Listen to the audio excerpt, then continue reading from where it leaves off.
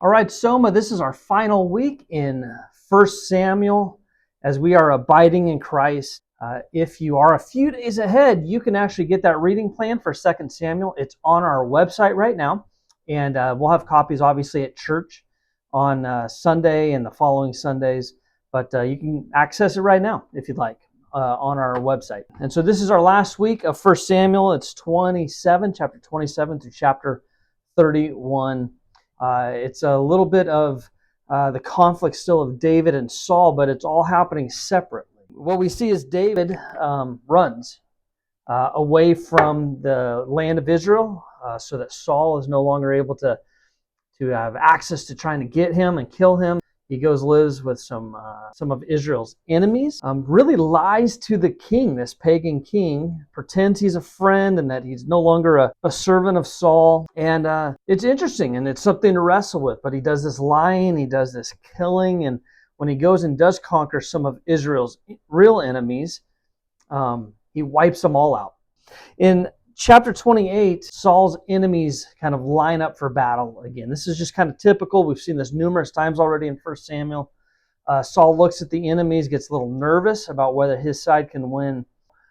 He prays to God, should I go and fight these people? And God is silent. He had lived in disobedience for so long, rejected God so often, that God chooses not to answer him.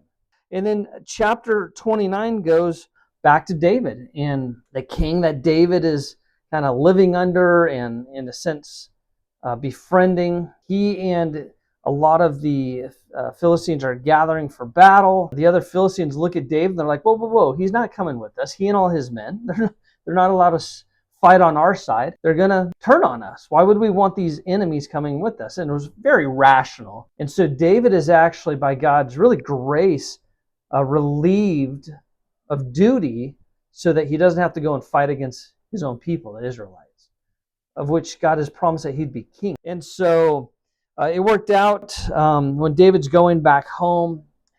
They get back to their home, Ziklag, and where he and his hundreds of soldiers and their families had settled. Their town had been attacked while David was away, joining the others for battle.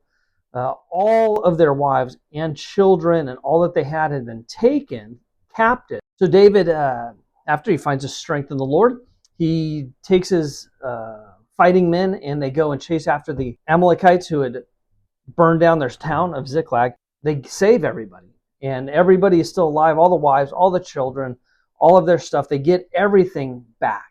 Chapter 31 closes the book of 1 Samuel, and it feels like it's left unfinished in many ways, and it is, because 2 Samuel is part 2. So if you've made it through these weeks with us, congratulations. We are, again, abiding in Christ, seeing what God would have to share with us and teach us about himself and about ourselves, about models to follow, but really about his love for us, his redemption. And then next week we continue on in part 2, which is 2 Samuel. And then you'll see the story actually continues into 1 Kings and 2 Kings. So I hope you've enjoyed this and learned and been edified as you abide in Christ.